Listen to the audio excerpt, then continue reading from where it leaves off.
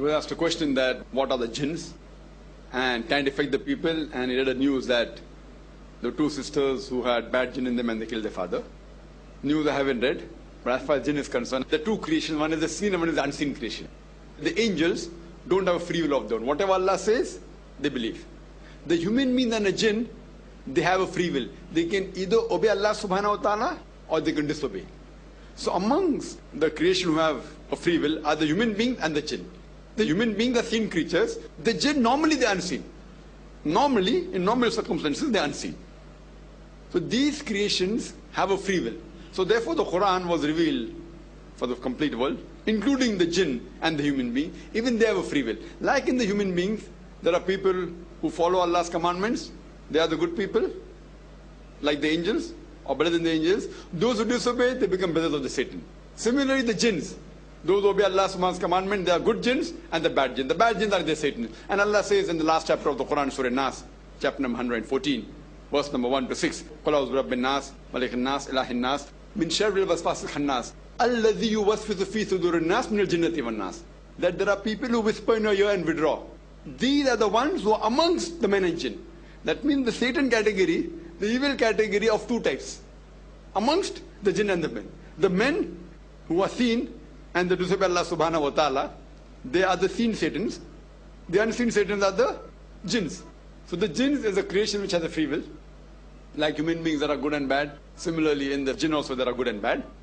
And can they come in a human being? Yes, they can come. A human being can be possessed by jinn. And for this, the two surahs of the Quran, the Mu'awwidhatayn, chapter number 113 and 114, the last two surahs of the Quran, the Mu'awwidhatayn, the one I recited, Surah Nas and Surah Falaq.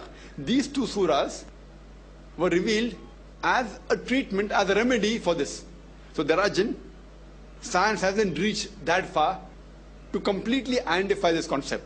So therefore, in science, there is no 100% proof jinns are there, but neither is there proof that there are no jinns.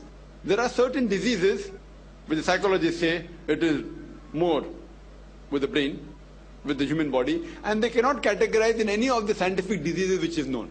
Science hasn't reached that far. Maybe inshallah 20 years later, 30 years later, 100 years later, science will advance and they will agree with the concept of the Quran. Since the Quran says there are jinn, we have to believe in it. There are good jinns, there are bad jinns, etc. But what we have to do, we have to have trust and faith in Allah subhanahu wa ta'ala. And the two surahs which have been revealed in the Quran for the treatment is Surah Falaq and Surah Nas. So regarding the situation of these two sisters, I don't know whether it existed or not. But you have to realize that to say that they're jinn, normally always say that people take advantage of the position and they try and make a fast buck. So you have people, you go in every nook and corner, in most of the religion, whether it be Hinduism, Christianity or Islam, you have religious people making a fast buck, fast money. They do something, they throw some powder, vibhuti, this, that, whether it be Baba. So we have to be careful of that. And they take away from Allah's mother. My advice to anyone who says the person is possessed, show your child or your friend to a normal doctor. Then you can show to a specialist, and finally to a psychiatrist.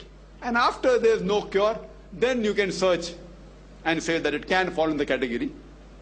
Because normally some of the diseases are more of psychological disease, which a layman will say it's a possession of jinn, which may not be. That doesn't mean jinn don't exist. Jinn exist. A human being can be possessed. And there's a book written by Dr. Bilal Phillips, rather the translation of one of the books on jinns and demons, that gives more details.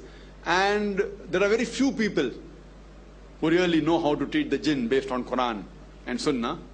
And normally the moment the person tries to make a fast money out of it, you can identify a shortcut. If he asks you for certain gain, then chances of him being in that category 99.99%. But if he initially doesn't ask for money, that doesn't mean that he doesn't fall in that category. He may later on milk the cow. Fine? So many a times they have habit of milking big cows, the small cows they leave aside. Oh, wo aadmi paisa leta hi nahi. Has to be a genuine case. Wo baba paisa lete hi nahi. If paisa nahi lete aapse gareeb hai isliye, that doesn't mean that it's a genuine case. He may be taking from those people who are rich, and there are people who always approach and ask me to tell them that first go to a doctor, then go to a psychiatrist, and then if they give up all the hope and there's no medical treatment for it, then you can think of a possibility that it can be a possession of the jinn, etc. And then you have to approach a person. Actually, see his lifestyle. Lifestyle should be according to Quran Sunnah. If his lifestyle is according to Quran Sunnah, how can he treat you? And the treatment is but natural. You have to recite verses of the Quran, there are hadith mentioning that. But those who are the specialist in that field, go to him rather than to any person, Tom, Dick and Harry. Hope that answers the question. Wa akhir da'wana alhamdulillahi rabbil alamin.